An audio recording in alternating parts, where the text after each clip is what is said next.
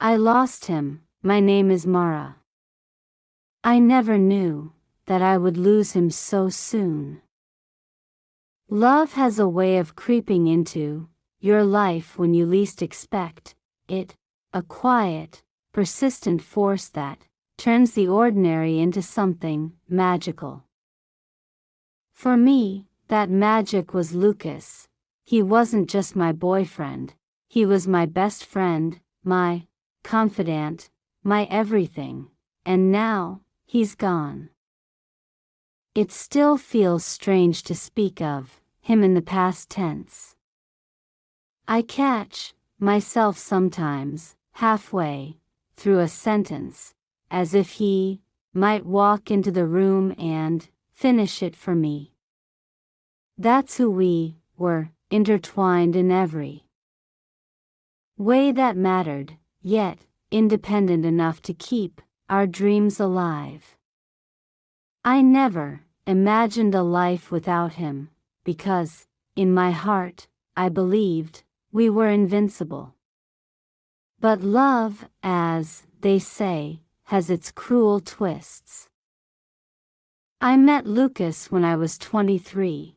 I had just started working at a small bookstore downtown, a quiet little place with wooden shelves that seemed to hold more dust than books. Lucas walked in one rainy Tuesday, his hair damp and a gray scarf wrapped loosely around his neck. I remember how he looked up at me with a sheepish smile when he tripped over the rug near the door. He was tall and lean, with messy brown hair and these eyes, God, those eyes, that held both laughter and a little bit of mischief. "First day?" he asked, after catching me staring. I blinked, embarrassed. "No. Just not used to seeing someone stumble so dramatically." He grinned at that, and I swear, it lit up the entire room. Lucas had that way about him, as if he carried the sun in his pocket and chose the moments to share its light.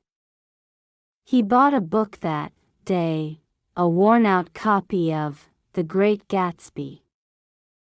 "Isn't it sad?" I asked, as I rang up his purchase. "That love can be so grand and yet so tragic." He shrugged, sliding his hands into his pockets. "Sometimes the best things are fleeting, but that doesn't make them any less beautiful." It was such an odd thing to say, but it stayed with me. After that day, Lucas started showing up more often.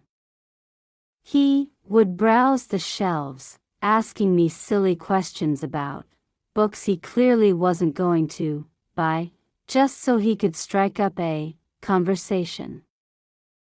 We talked about everything, from our favorite foods to the weird quirks of the human condition. He made me laugh, with stories of his adventures, and his clumsy mishaps, like the time he got stuck in a tree rescuing a cat, only to realize the cat didn't want to be rescued. Over time, we became inseparable. Lucas had this rare gift of making everyone feel like they mattered, but when he was with me, I felt special.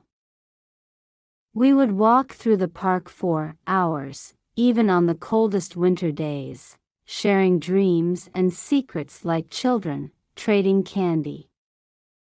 "I want to travel the world someday," he told me once, his voice soft as he stared up at the gray sky. "See all the places I've read about. Maybe write a book about it." "What's stopping you?" I asked, nudging his shoulder. He smiled, a faraway look in his eyes. "Nothing yet. I'm just waiting for the right person to share it with." I didn't say anything then, but my heart knew. I wanted to be that person. And in time, I was. It was the kind of love that felt too perfect to be real. We moved in, together after a year, into a small apartment with a creaky floor and mismatched furniture. It didn't matter, we made it ours. We painted the walls yellow because Lucas said it felt like sunshine, and we filled the place with books, plants, and laughter. On quiet nights, we would sit on the balcony, wrapped in blankets, watching the city lights. Lucas loved the stars, though you could hardly see them through the smog. Somewhere up there, he'd say, pointing to the sky, there's a star with your name on it. I would laugh and roll my eyes, you're such a romantic. But he was. Lucas loved fiercely, with all of his heart. And he taught me to love that way, too. The day everything changed was a Wednesday. I remember it so clearly because the morning had been so ordinary, the kind of day you don't think to memorize. Lucas kissed me goodbye before leaving for work, his lips lingering on my forehead. Don't forget, he said, with that playful grin, dinner tonight. I'm making pasta. I nodded, smiling. You know I'll always say yes to your cooking. He gave me one last wave before disappearing through the door. It was the last time I saw him alive. The hours that followed are a blur in my memory. There was a phone call, a voice on the other end saying words I couldn't process. Accident. Car, hospital. I'm so sorry. I remember dropping the phone, my hands shaking, my knees buckling, as if the ground had disappeared beneath me. Everything felt unreal, like a nightmare I couldn't wake up from. At the hospital, they told me Lucas had been hit by a drunk driver on his way home. He didn't suffer, they said, as if that was some kind of comfort. But how could it be, how could anything comfort me, when the love of my life was gone? I sat by his hospital bed for hours, holding his lifeless hand, begging him to wake up. I whispered all the things I hadn't said, how I loved him, how I needed him, how I couldn't imagine a life without him. But there was only silence. The weeks after his death felt like an eternity. People came and went, offering condolences that felt empty. He's in a better place, they'd say, as if that made losing him any easier. I wanted to scream at them, to tell them that the only place he belonged was here, with me. I stopped going to work. I stopped answering calls. The apartment we shared felt like a tomb, filled with memories that haunted me. His clothes still hung in the closet, his toothbrush still sat next to mine. I couldn't bring myself to move anything. It felt like erasing him, and I couldn't do that.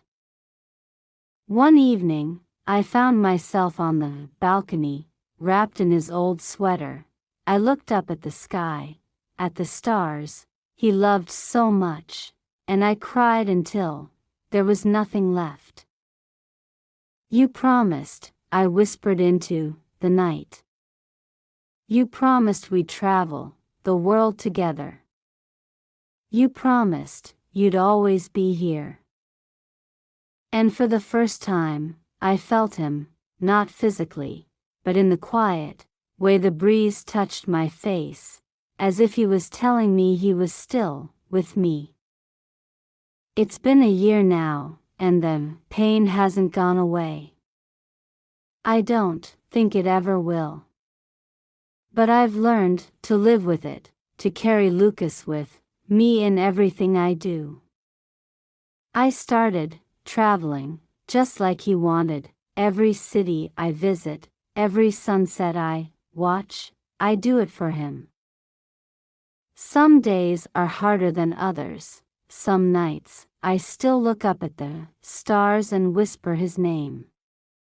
And maybe, just maybe, he's out there somewhere, listening, smiling, and carrying a little bit of my love with him, just as I carry his. My name is Mara. I never knew that I would lose him, but I will love him forever.